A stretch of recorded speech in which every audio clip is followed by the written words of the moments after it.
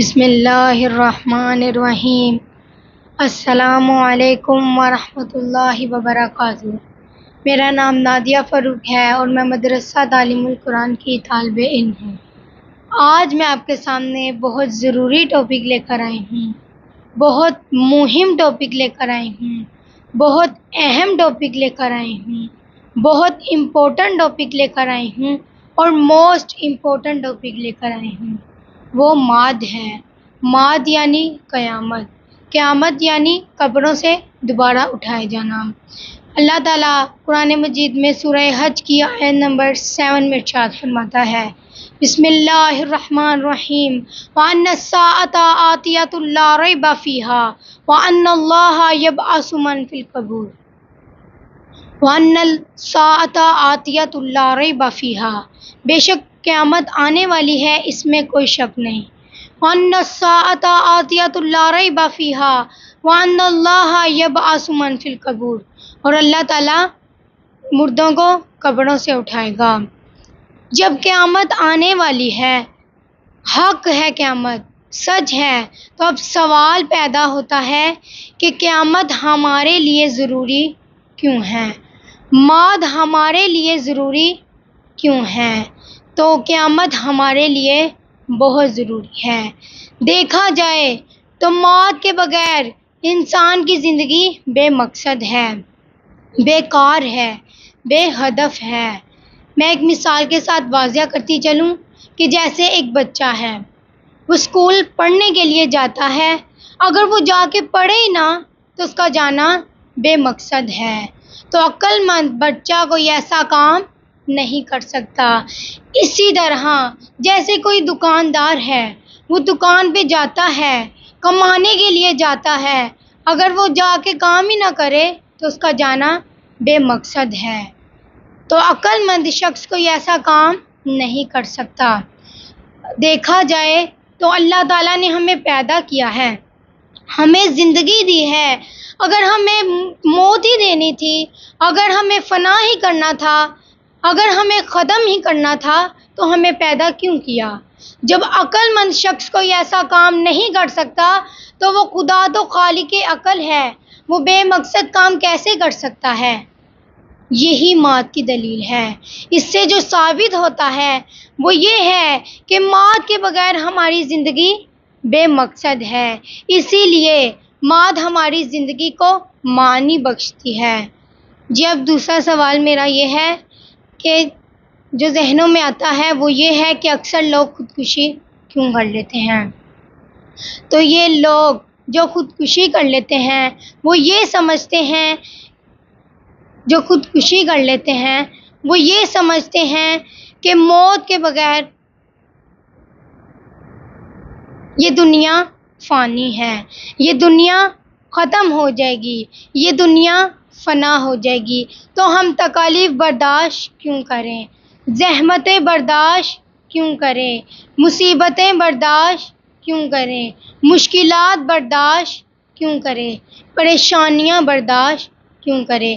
در حقیقت میں یہ لوگ معاد کے منکر ہوتے ہیں، یہ اپنی بے معنی زندگی سے چھٹکارا پانے کے لیے خودکشی کر لیتے ہیں، یہ اپنی بے مقصد زندگی سے نجات پانے کے لیے خودکشی کر لیتے ہیں۔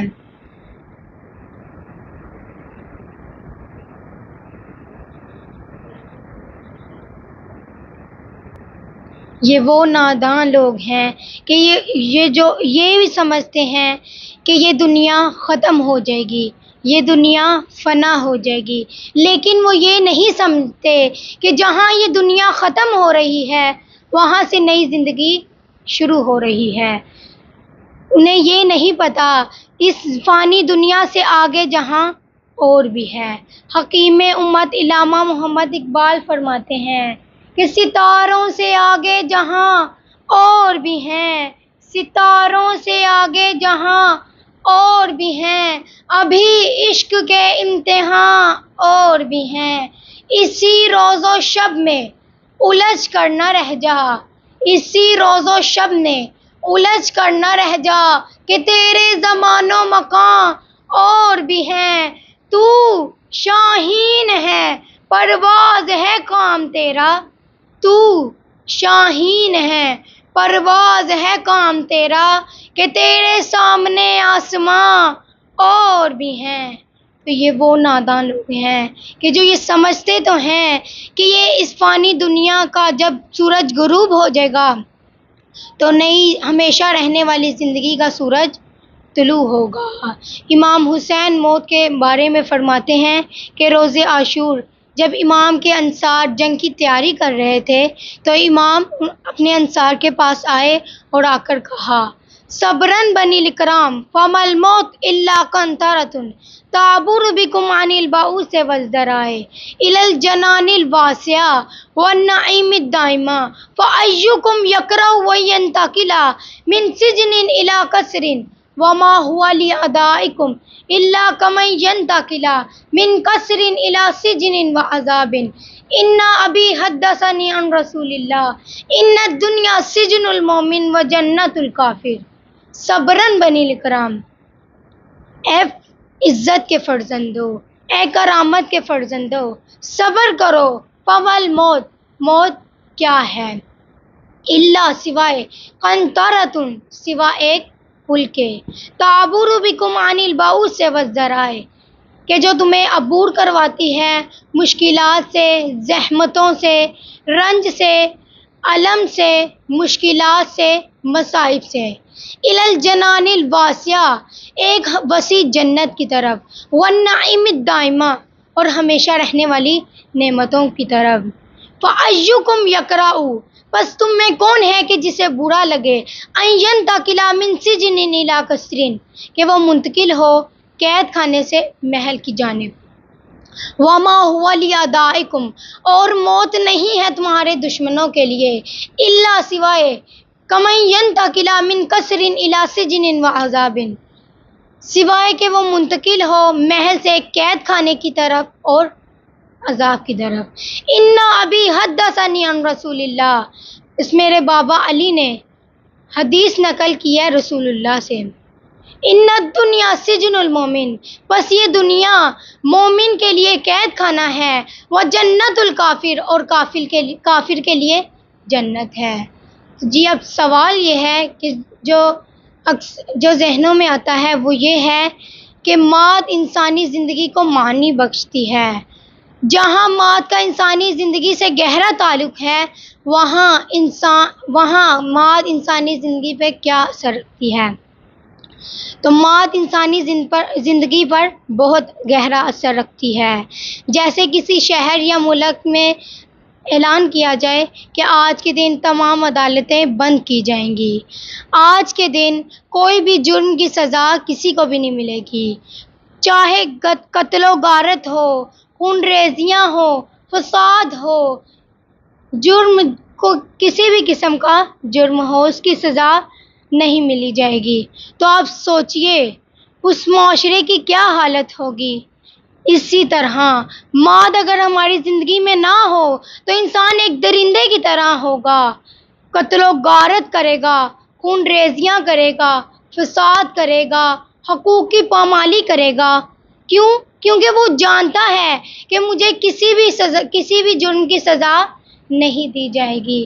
اسی طرح ہمارا موت پر پختہ ایمان ہونا چاہیے اور یہ بھی یقین ہونا چاہیے کہ ہماری ایک عدالت ایسی ہے کہ جہاں ہمارے برے اعمالوں کی ہمیں سزا ملے گی اور ہمارے برے اعمالوں کی سزا ملے گی اور ہمارے اچھے اعمالوں کی جزا ملے گی۔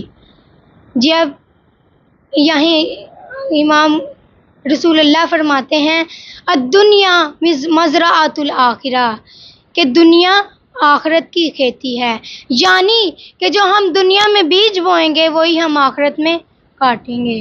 حکیم امت علامہ محمد اقبال فرماتے ہیں عمل سے زندگی بنتی ہے جنت بھی جہنم بھی، عمل سے زندگی بنتی ہے جنت بھی جہنم بھی، یہ خاکی اپنی فطرت میں نہ نوری ہے نہ ناری۔ اسی کے ساتھ ہمارا پروگرام ختم ہوتا ہے۔